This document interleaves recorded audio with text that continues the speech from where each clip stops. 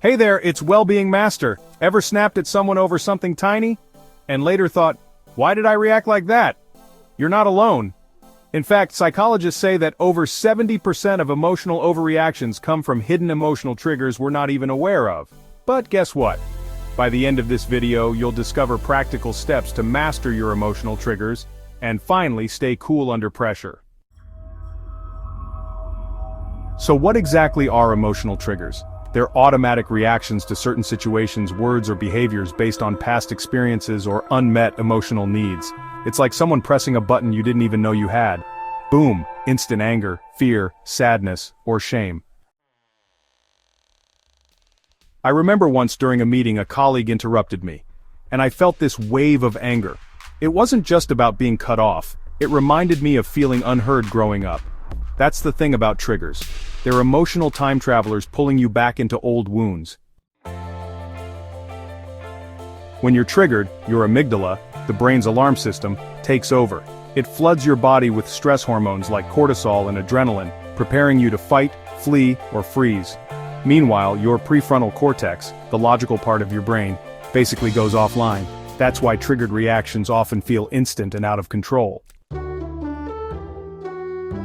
Research from Harvard Medical School shows that practicing self-awareness can reduce amygdala activity by up to 60%. That means, fewer emotional hijackings and more calm, clear-headed responses.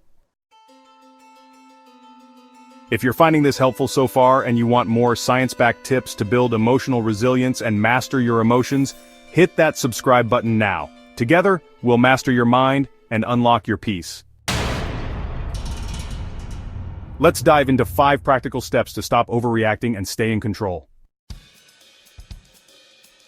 Step 1. Name it to tame it. When you feel triggered, just take a moment to pause and actually label the emotion you're experiencing. Research by UCLA shows that simply naming your emotion can reduce amygdala activity. So instead of thinking, I'm furious, try saying, I'm feeling disrespected. This tiny shift honestly re-engages your logical brain. Step 2. Identify your core wounds. Triggers often point to deeper wounds, like rejection, abandonment, or betrayal. Journaling about moments when you felt too emotional can really help reveal patterns. And later, I'll share a powerful exercise that helped me uncover my biggest hidden trigger, and you'll probably want to try it too. Step 3. Practice the pause. Train yourself to pause before reacting. Even just taking 3 deep breaths can reset your emotional state. Try saying silently to yourself, pause, choose, before you speak. It can make a world of difference. Step 4. Reframe the story. So often we just assume the worst intentions behind other people's actions. But hey, ask yourself, is there a kinder story I could tell myself? Shifting your narrative really does transform your emotional response. Step 5. Build emotional endurance. Emotional triggers lose their power when you start to strengthen your emotional muscles. Practices like mindfulness meditation, gratitude journaling, and even therapy can honestly make a huge difference.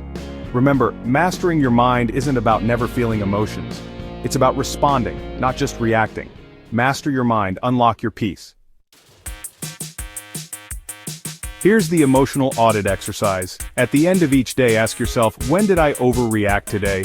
What emotion did I feel most strongly? And what memory or deeper fear might be connected to that reaction? Don't judge yourself. Approach this with compassion. Think of it as gathering important clues about yourself. So next time you feel triggered, just remember, pause, name the emotion, explore the story. You're not broken, you're just human. Thanks so much for watching. If you found these tips helpful, don't forget to like, comment, share, and subscribe for more strategies to boost your emotional intelligence and build resilience every week. And remember, master your mind, unlock your peace. See you in the next video.